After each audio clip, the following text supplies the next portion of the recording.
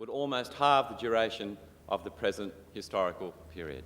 Thank you. So the question for those who may not have heard it is, what is the panel's response to the recorded utterance of the Buddha that the ordination of women would halve the life of the sasana? So please. I will take that question. In fact, you know, this is a kind of quotation that is quoted out of context. Hello? Now I need microphone from here. Hello, my brother up there.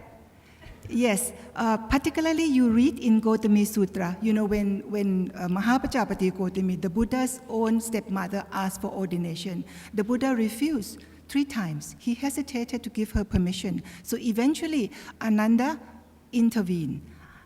The word that Ananda was using was pariyayena. Pariyayena means he went roundabout way and asking why you are not giving ordination, why you are not giving permission to women. Is it because women cannot be enlightened?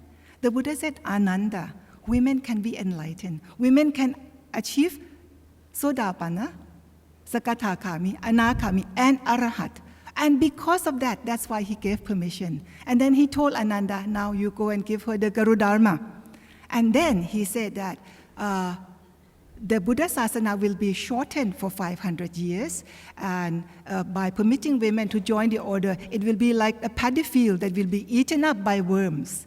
But the last passage says that just like a man who built the dam to prevent the flood, I am giving Garudharma, just like the dam preventing the flood. So this, the last one, you have to read also. Otherwise, you are quoting out of context, and you would misunderstand what the Buddha meant. Thank you, Venerable. Thank you.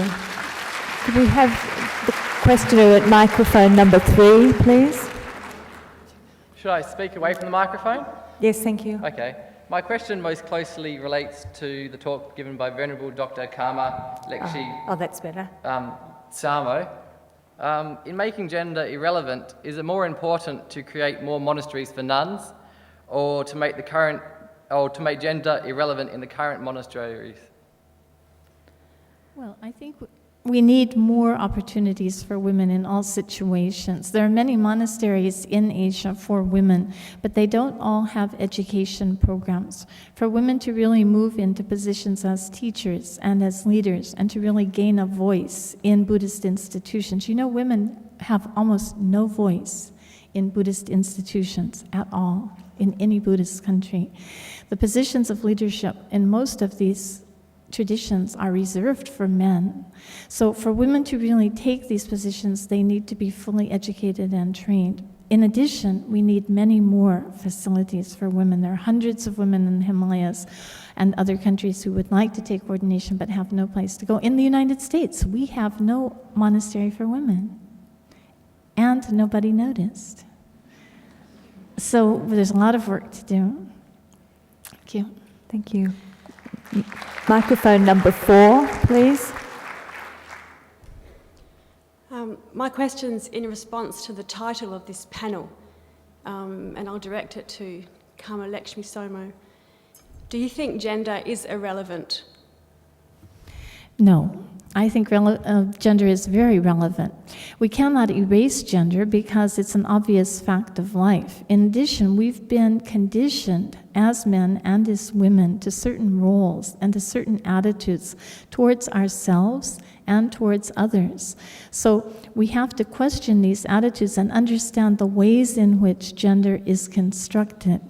Gender is constructed through the stories we hear as children. For example, this story about the Buddha's hesitation, the story about the 8 Guru Dharmas, the stories about the predictions that the sasana would die out because of the admission of women.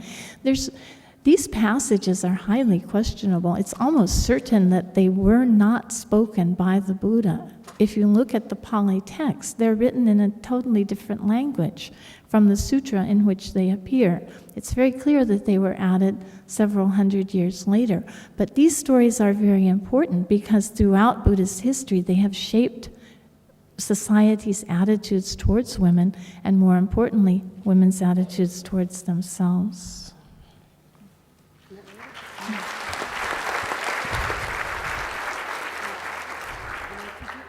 About can I have a microphone? Yes. Okay, about the gender issue, about, this sexuality, in my talk, I was trying to explain that in the teaching of Mahayana or the sutra, you have all this sutra talk about the transform women's body and into a male body. A lot of people were confused. They were thinking about what the Buddhism was talking about, like sexual, transplant. Well, I think that what it really means is, there was the basic teaching also in Buddhism. We talk about reincarnation. And we believe that even now, if you are born as a woman, you cannot always say, okay, in my previous life, I'm always a woman.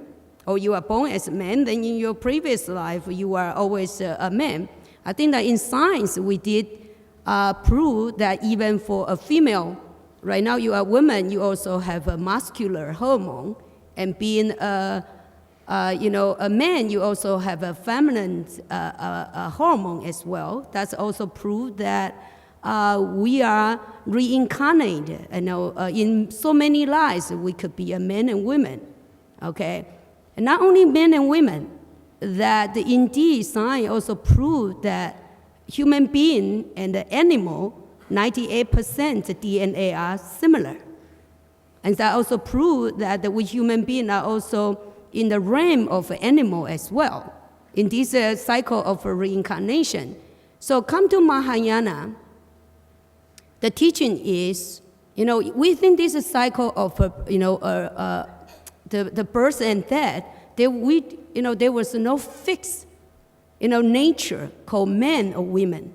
We could be men and we could be women. Of course, nowadays, we live in this world, we still have to face men and women. And I think that, the problem with our social issue is because we always need to say, okay, we cannot accept. The problem is we cannot accept the differences. Okay, being a man, you need to be a man. If you are a woman, you are weaker, you are not man, so you cannot equal with me. Or you are white, you are black, I'm white, and you need to be white in order to be equal with me. So this is the problem. And a lot of time when we talk about equality or when we talk about unification, we don't have the necessary to be all the same. For example, we don't have to wait until all the women transform into men, then we are equal. Or even though technically we can, but we don't have to. Or we don't have to wait until the whole world, everyone become white, and then we are equal. So this is something that we need to, kind of face that yes, we are different, but the opportunity should be the equal opportunity. Like I agree with, Lakshay Zomo. I think that not just, nowadays we are talking about the ordination. That's not just, I don't think that's enough. Also the education as well. Thank you. Thank you, Doctor. Could we have the speaker at microphone 3?